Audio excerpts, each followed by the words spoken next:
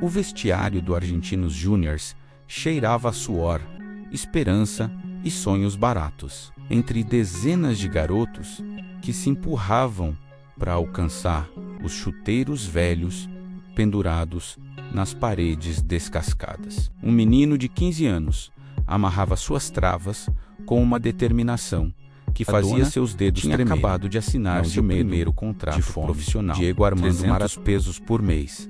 Uma fortuna para quem cresceu em Vila Fiorito, onde o esgoto corria a céu aberto e o jantar dependia do humor do patrão de seu pai. Mas o dinheiro não era o que fazia seu coração acelerar naquele momento. Era a camisa número 10 que o treinador havia jogado em seu colo, um dos jogadores mais velhos. Esse moleque vai quebrar a cara. É pequeno demais, fraco demais. A primeira pancada e ele chora de volta para a favela. Diego fingiu não ouvir. Já tinha ouvido aquilo milhares de vezes. Quando tinha 7 anos e driblava homens adultos na pelada do bairro. Quando tinha 10 e fazia embaixadinhas no intervalo dos jogos da primeira divisão, arrancando aplausos da multidão enquanto os técnicos balançavam a cabeça. Começaram a circular, incrédulos, Vila Fiorito tinha 13 como e os empresários prometendo fortunas que sua mãe, Dalma, sabia que eram mentiras. Mas agora era diferente. Agora era real. O apito ecoou pelo túnel. Diego fechou os olhos e respirou fundo. Lá fora, 3.000 pessoas esperavam para vê-lo fracassar. O time adversário tinha jogadores que pesavam o dobro dele, que tinham o dobro de sua experiência, mas não tinham o que ele tinha. Uma visão de jogo que uma bola colada nos pés 3 segundos como se tivesse nascido ali. Uma raiva silenciosa contra todos que disseram que ele nunca seria nada. Quando pisou no gramado pela primeira vez como profissional, em 20 de outubro de 1976, Diego Maradona não sabia que estava dando o primeiro passo que o mundo de uma jornada.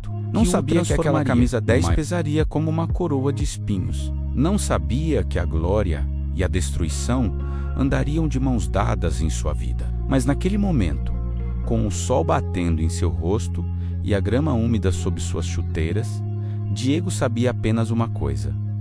Ele ia provar que todos estavam errados. O jogo começou e o mundo do futebol nunca mais seria o mesmo. A bola chegou em seus pés pela primeira vez aos 8 minutos. Um passe mal calculado do meio-campo que morreu na intermediária. Diego dominou com a coxa esquerda, deixou cair na dois marcadores e no movimento que parecia desafiar a física de treinamento. Girou a arquibancada, fez um coletivo. 20 metros à frente, o zagueiro central veio com tudo. Uma tesoura violenta que tinha a intenção clara de partir o garoto ao meio. Diego pulou no último segundo, a trava do adversário roçando seu tornozelo e ainda no ar conseguiu tocar a bola para frente. Caiu, rolou, levantou e continuou correndo, deixando 3 jogadores para trás. Quem é esse guri? Gritou alguém na arquibancada. O técnico do time adversário cerrou os punhos. Matem esse anão antes que ele nos mate. Mas não havia como matar algo imortal tinha acabado de nascer. 6 meses depois daquele debut, Diego Maradona já não era mais o garoto que precisava provar nada no Argentinos Júniors. Ele era a razão pela qual o estádio lotava todo domingo. Aos 16 anos, tinha se tornado o jogador mais jovem da história da seleção argentina, convocado por César Luiz Manatti para um amistoso contra a Hungria, quando pisou no gramado de La Bombonera vestindo a albiceleste pela primeira vez. Diego, sozinho no vestiário, com a camisa ainda colada no peito suado, ele deixou as lágrimas caírem. Seu pai, Dom Diego, estava na arquibancada. Tinha faltado ao trabalho, algo impensável, mas como poderia perder 8 filhos com o salário de operário, jogando pela Argentina? O mesmo menino que ele carregava nos ombros pelas ruas de barro de Vila Fiorito, prometendo que um dia as coisas seriam diferentes. As coisas são diferentes. Agora, pai, Diego tinha dito na noite anterior. Mas você vai precisar quebrar as costas naquela fábrica. Na mão do velho. Diego tinha abraçado o filho e chorado também. Mas eram lágrimas diferentes. Tinham gosto de orgulho misturado com medo.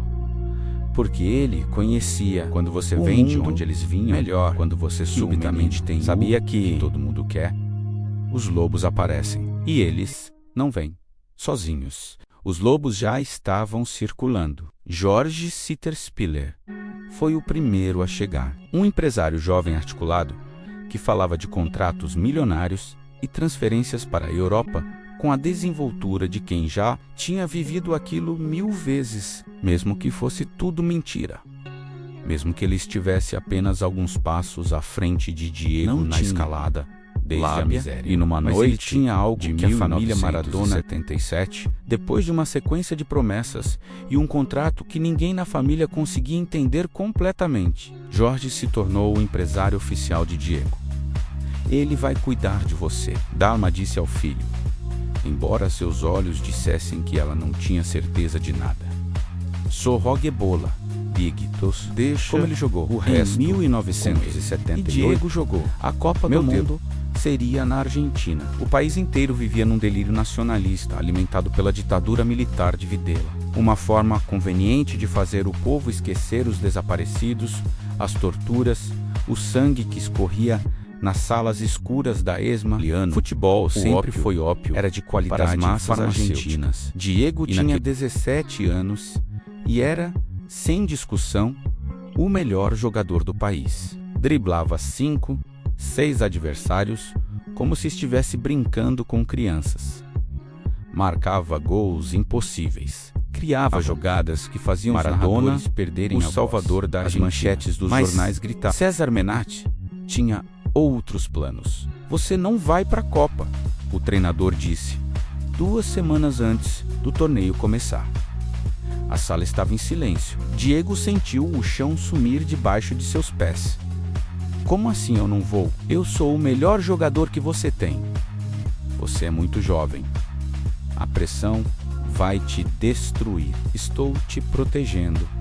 Protegendo? Diego, você está me roubando. Lágrimas de raiva. Copa escorrendo. Minha chance. Menatti não mudou de ideia. E Diego assistiu pela televisão, com o coração partido, enquanto a Argentina vencia a Copa do Mundo de 1978 sem ele. Kempis levantou a taça. O país inteiro celebrou. E Diego Maradona, sozinho em seu quarto, socou a parede até seus dedos sangrarem. Aquela foi a primeira grande traição. Não seria Manatti previma, mas a explosão de Diego teve um efeito colateral em uma bomba relógio de ambição e ressentimento. Quando a temporada de 1979 começou, ele jogava como um homem possuído. Marcou 26 gols pelo Argentino Júnior. Destruiu todos os recordes de jogadores de seu coração e quando veio Boca Juniors, o clube de seus sonhos, não havia dúvida. Diego estava indo para casa, para La Bombonera, para o lugar onde os deuses do futebol argentino nasciam e morriam.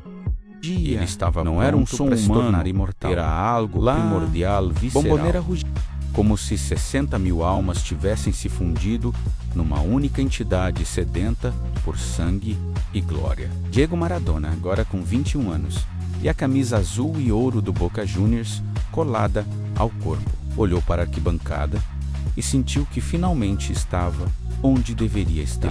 Aquelas dos bairros eram sua pessoa, gente de onde o único pecado era ser pobre e o único perdão era ganhar no domingo. No Boca, Diego não era apenas mais um jogador.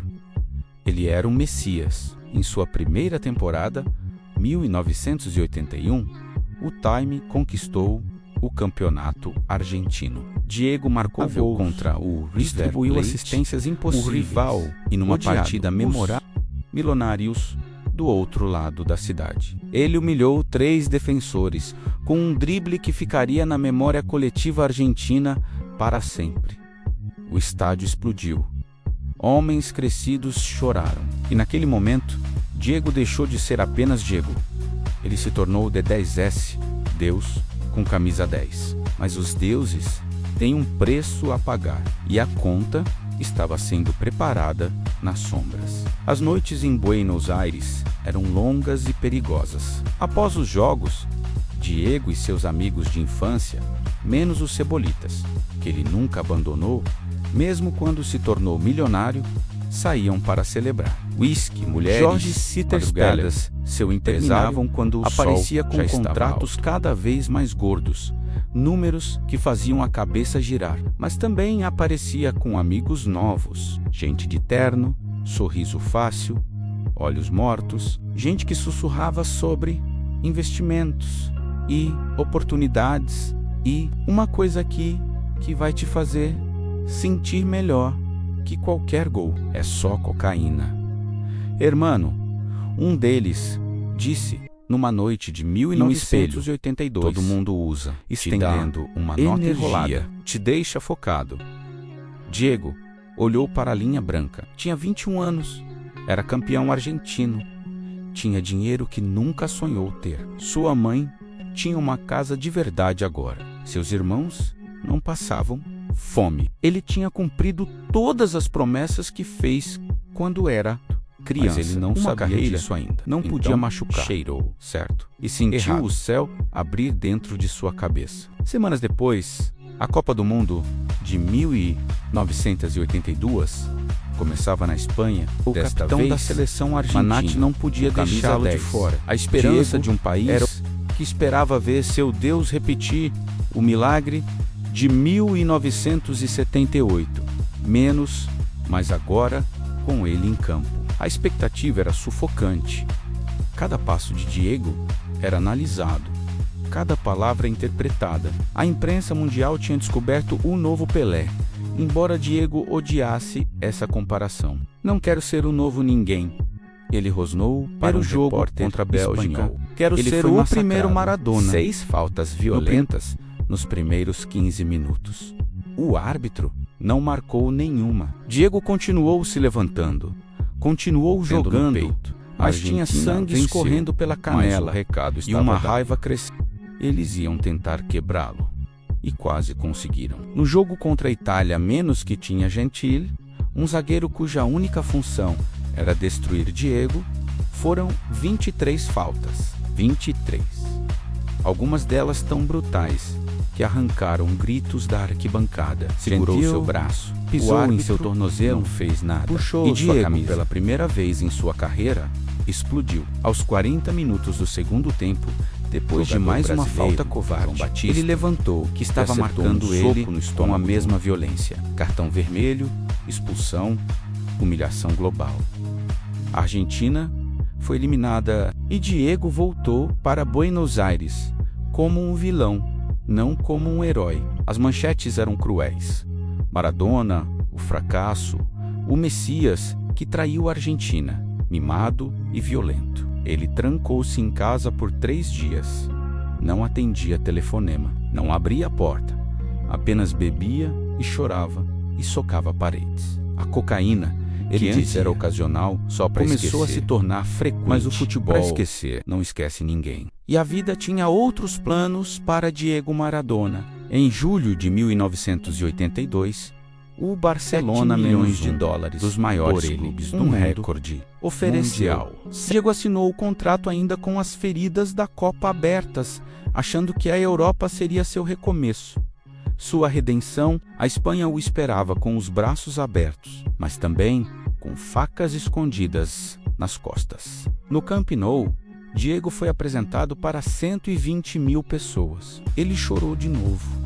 Parecia que choraria para sempre. Fez embaixadinhas. Estava quebrado. A pressão do Barcelona era diferente. Mas por dentro não era só ganhar. Era ganhar com estilo, com classe, com arrogância catalã que ele nunca teria. O do lado. Os dirigentes o tratavam como mercadoria. E os companheiros de time olhavam para o argentino milionário com inveja mal disfarçada. Ele jogou bem no começo. Gols, dribles, vitórias. Mas em setembro de 1983, num jogo contra o Athletic Bilbao, açougueiro de Pesadelo entrou com uma pancada por trás e partiu o tornozelo de Diego ao meio. O estalo foi ouvido em todo o estádio. Diego caiu, gritando, e quando olhou para baixo, viu seu pé virado num ângulo impossível. 3 meses fora. Cirurgia. Quando você está dor quebrado, insuportável, você está e sozinho. solidão. Porque Na a Europa, cocaína não era mais ocasional. Em julho de 1984, pela primeira vez, Diego Maradona uma cidade olhou caótica, pela janela do suja avião e viu apaixonada, menos exatamente como Vila Fiorito, mas com sotaque italiano. Ele sorriu. Talvez fosse ali que ele finalmente encontraria a paz. O Barcelona tinha se tornado, ou pelo menos, hepatite Era o viral contraída que por diziam uma agulha suja. oficialmente. Brigas com diretores, noites perdidas nas boates de Barcelona, enquanto seu casamento com Claudia desmoronava. Ele tinha se tornado um problema. Então, quando o Napoli ofereceu 10 milhões de dólares, outro recorde Mas mundial, Nápoles, o Barcelona recebeu, praticamente como se o Cristo empurrou para tivesse fora da porta descido dos céus. 75 mil pessoas no estádio São Paulo só para vê-lo dar embaixadinhas, faixas gigantes. Maradona, bem-vindo ao inferno, mas aqui você é Deus. Mulheres jogando flores, homens chorando, crianças gritando seu nome até ficarem roucas. E pela primeira vez em anos, Diego sentiu que pertencia, desprezada algum pelo lugar. norte rico, Nápoles Milão, era a Turim, cidade mais Juventus, pobre. Inter. Os napolitanos eram chamados de terras terras, tratados como cidadãos de segunda classe em seu próprio país. Mas agora, eles tinham Maradona, e Maradona tinha eles. Vou fazer vocês campeões, Diego prometeu na coletiva de apresentação.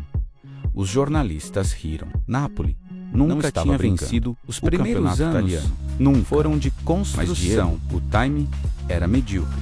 Mas Diego carregava todos nas costas. A Copa do Mundo seria no 1908. Diego Armando Maradona, aos 25 anos, estava pronto para sua redenção. A Argentina chegou ao México com um time comum, Bilardo, mas tinha uma filosofia simples. O treino, deem a bola para Diego e corram para o ataque. E foi exatamente isso que fizeram. Diego destruiu a Inglaterra nas quartas de final. 2 gols que definiram sua carreira, sua vida, sua alma. O primeiro, aos 5 minutos do segundo tempo, a mão Foi de uma Deus. fraude. A bola soco subiu disfarçado. Diego pulou junto com o de goleiro Deus. Chilton e com o punho esquerdo empurrou a bola para dentro. O árbitro validou.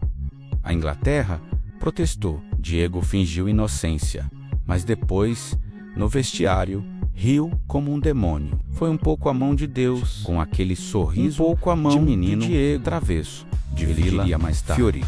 Para os ingleses, foi roubo. Para os argentinos, foi justiça poética menos vingança pela Guerra das Malvinas, 4 anos antes, quando a Inglaterra humilhou a Argentina militarmente. Diego não roubou um jogo. Ele roubou de volta a dignidade do país. Que Diego mas não precisava trapacear. 4 minutos depois, ele pegou a bola no meio-campo, driblou 5 jogadores ingleses, 5 menos como se estivessem presos na lama, e tocou suavemente para o fundo da rede.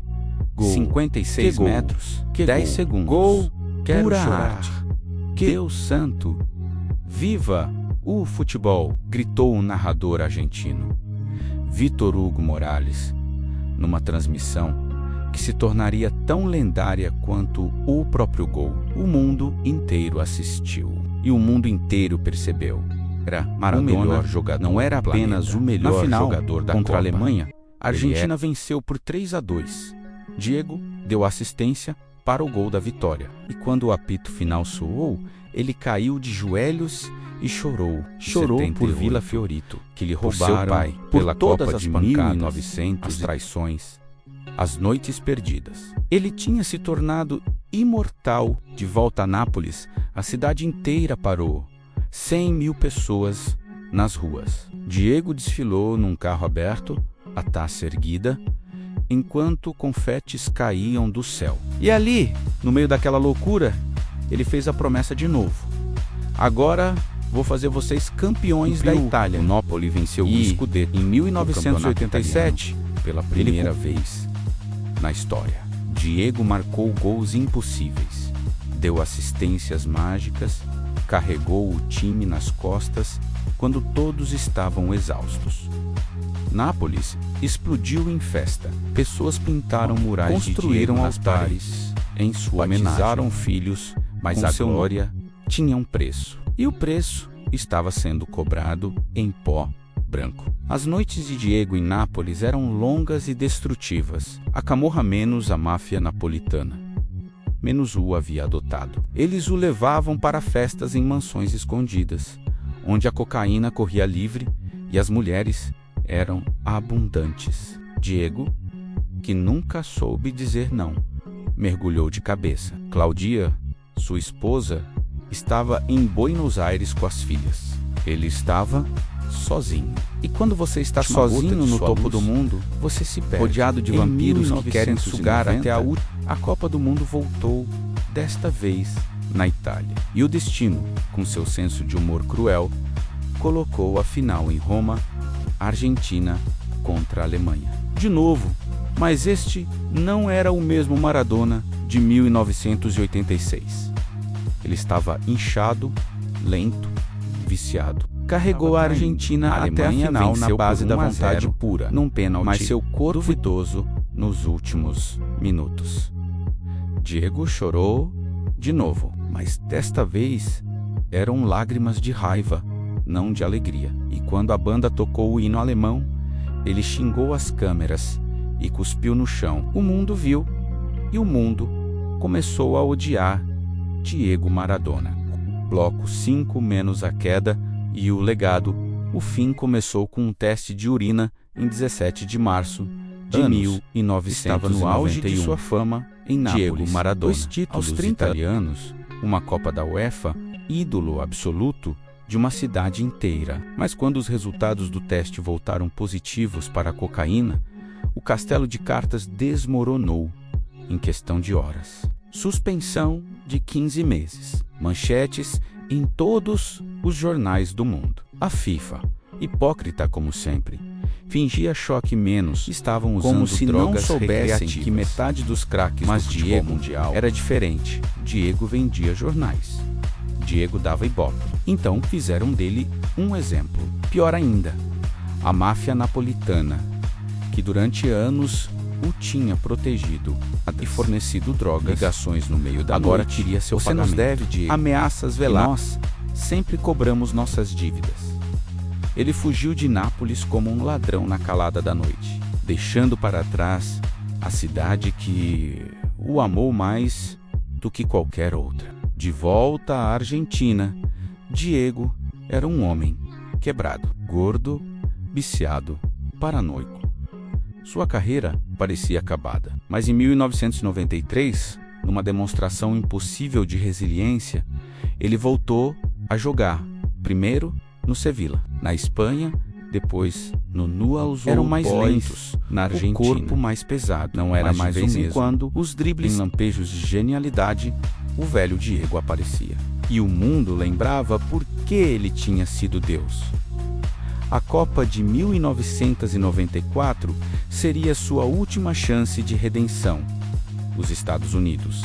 Diego tinha 33 anos, estava em forma menos, ou pelo menos parecia estar. Nos 2 primeiros jogos, contra a Grécia e a Nigéria, ele jogou como se tivesse maníaca, 25 os olhos arregalados, comemorou o gol para as câmeras como um louco possuído. Eu voltei, ele parecia dizer. Ainda sou Deus. Mas então veio o teste antidoping, efedrina, uma substância proibida que o médico da seleção tinha dado em seu sangue. Diego jurou que era de um suplemento, jurou que era uma conspiração da FIFA, que nunca o tinha perdoado por ser quem era, um garoto pobre que se recusava a se curvar aos poderosos. Talvez fosse verdade, talvez não, não importava mais. Expulso da Copa, escorreram humilhado publicamente. Diego Maradona, levado pela polícia, o maior jogador de todos os tempos, chorando em uma coletiva de imprensa, dizendo: "Me cortaram as pernas com uma voz quebrada que partiu o coração de milhões." Ele nunca mais jogou profissionalmente pela seleção argentina. Os anos seguintes foram um borrão de tentativas de comeback, times pequenos, escândalos internações, Diego engordou mais de 100 quilos. Teve 2 ataques cardíacos. Foi internado diversas vezes. Ao álcool, por overdose, a depressão, a cocaína tinha dado lugar a programas de TV argentinos. Inchado e confuso, dizendo coisas incoerentes. As pessoas riam ou choravam, ou ambos. Em 2001, quase morreu em Punta del Este, insuficiência cardíaca. Os médicos disseram que era um milagre. Ele ainda está vivo. Diego disse que Deus e talvez ainda tivesse não o queria. Em 2008, tenho mais coisas para fazer aqui embaixo. Da seleção argentina. Foi um desastre glorioso. Vitórias emocionantes, derrotas humilhantes coletivas de imprensa, onde xingava jornalistas e defendia seus jogadores como um leão protetor. Levou a Argentina até as quartas de final da Copa de 2010, onde semanas foram depois destroçados pela Alemanha por 4-0. Nos últimos anos ele foi demitido. O mundo perdoou Diego Maradona, não porque ele tinha mudado. Ele nunca mudou, mas porque as pessoas finalmente entenderam o que ele sempre foi.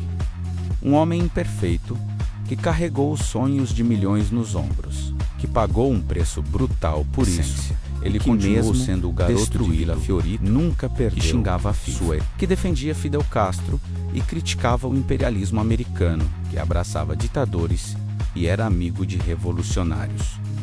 Politicamente incorreto, contraditoriosamente caótico. Em 25 de novembro de 2020, brutalmente, Diego Armando Maradona morreu sozinho em uma casa em Tigre, Buenos Aires. Ataque cardíaco. Tinha 60 anos, mas parecia ter vivido 300. Seu corpo estava destruído pelas décadas de abuso, mas seu legado era imortal. A Argentina decretou 3 dias de luto nacional.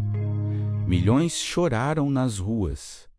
Murais foram pintados. A cidade que ele transformou em campeão foram realizadas. As pessoas saíram às ruas com faixas que diziam simplesmente Grazie, Diego, porque no final, Diego Maradona não foi apenas o maior jogador de futebol de todos os tempos. Ele foi a prova viva de que você pode vir do nada, desafiar o mundo, quebrar todas as regras, cometer todos os erros e ainda assim ser amado. Não apesar de suas falhas, mas ele por causa de sua humanidade crua, foi viciado, foi genial. Ele foi Deus e diabo ao mesmo tempo.